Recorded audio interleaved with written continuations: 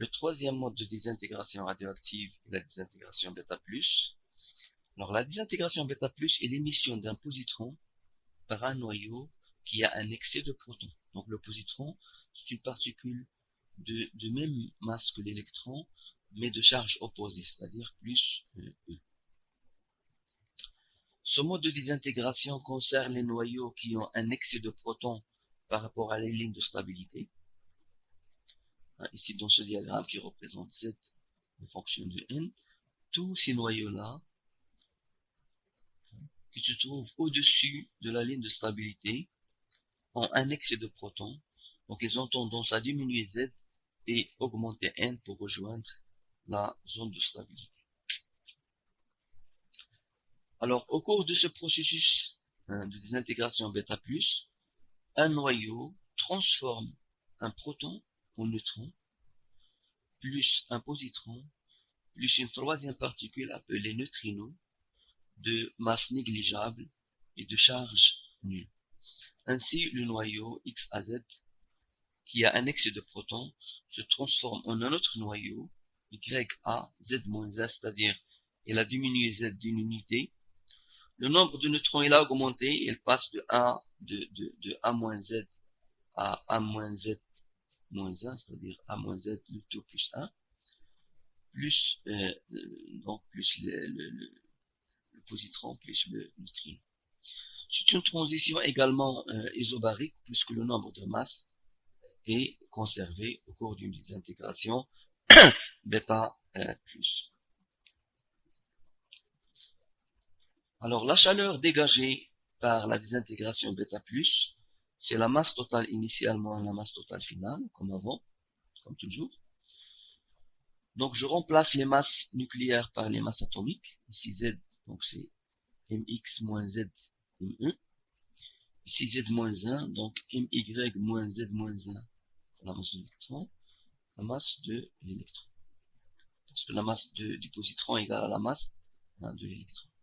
Alors ici moins Z, moins Z, c'est plus Z, donc le Z se simplifie. Par contre, ici j'ai moins 1, donc c'est moins 1, moins ME, c'est moins 2 fois ME c carré. Donc contrairement à la désintégration bêta-, la désintégration en bêta+, la chaleur dégagée, c'est mx moins my moins 2 fois la masse de l'électron, le tout fois c carré. Alors si j'écris le bilan énergétique, c'est-à-dire l'énergie initiale totale égale l'énergie totale finale, donc ici j'ai l'énergie de masse, il est au repos, il n'est pas excité, y il a l'énergie de masse, l'énergie cinétique, et éventuellement une énergie d'excitation. Le positron il a l'énergie de masse mec carré, son énergie cinétique, et le neutrino il a tout simplement son énergie T. Donc la somme de l'état initial, de l'énergie totale initiale, égale l'énergie totale finale. Donc mx carré égale my carré plus ty plus te plus e étoile plus mec carré plus t bêta plus t nu.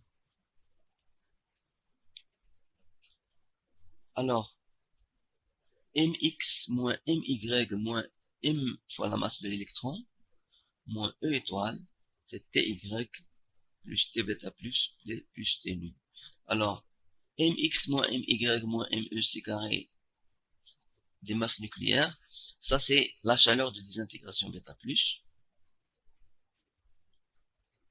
Mx moins my moins mec carré, c'est la chaleur Q bêta+, qui est aussi mx moins my moins 2 fois la masse de l'électron c carré, dans le cas où on utilise les masses atomiques. Donc, ça c'est Q bêta+, moins E étoile, c'est Ty plus T bêta plus T nu. Alors, Q plus moins E étoile, Q bêta plus moins E étoile, on l'appelle Q bêta plus étoile, c'est Ty plus T bêta plus T nu. Finalement, la chaleur de désintégration bêta plus est répartie sur ces quatre formes. Énergie d'excitation du noyau Y, énergie cinétique du noyau Y, l'énergie cinétique de l'électron, du positron, pardon, et l'énergie du neutrino. Alors, comme le noyau de recul a une masse relativement très importante devant celle du positron, alors l'énergie cinétique de recul du noyau Y est négligeable devant l'énergie cinétique de l'électron, du positron éjecté et du neutrino. Donc, on trouve finalement que la chaleur de désintégration bêta plus moins E étoile, c'est-à-dire Q bêta plus étoile, c'est T bêta plus T nu, c'est-à-dire il est divisé entre le positron et le neutrino de façon aléatoire. On ne sait pas la part de chacun, donc il y a une infinité de combinaisons aussi. Et le positron, l'énergie T bêta plus, c'est Q bêta plus étoile moins T nu. Et T bêta plus, il est maximal lorsque T nu est minimal, c'est-à-dire 0. Donc T bêta plus maximal, la valeur maximale que peut avoir le positron, c'est Q bêta plus étoile, c'est-à-dire lorsque T nu égale à 0. Donc le spectre des bêta plus émis, c'est un spectre continu, il varie de 0 lorsque T nu égale à Q bêta plus étoile, T bêta plus égale à 0. Il varie de 0 jusqu'à T bêta plus max, ici c'est E, mais c'est l'énergie cinétique T, jusqu'à T bêta plus, donc T bêta varie de 0 jusqu'à T bêta plus max qui est égal à Q bêta plus étoile. Donc c'est un spectre continu. La valeur la plus probable se trouve à peu près à un tiers de l'énergie cinétique T bêta plus maximum. Alors ici un exemple de désintégration bêta plus du sodium 22 qui se désintègre en ion 22 par émission de positrons. Donc Z passe de 11 à 10.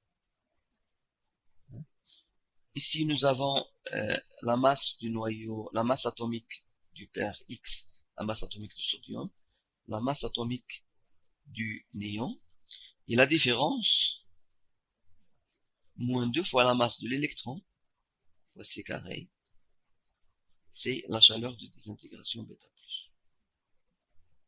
Et Q bêta plus étoile, c'est Q bêta plus moins E étoile.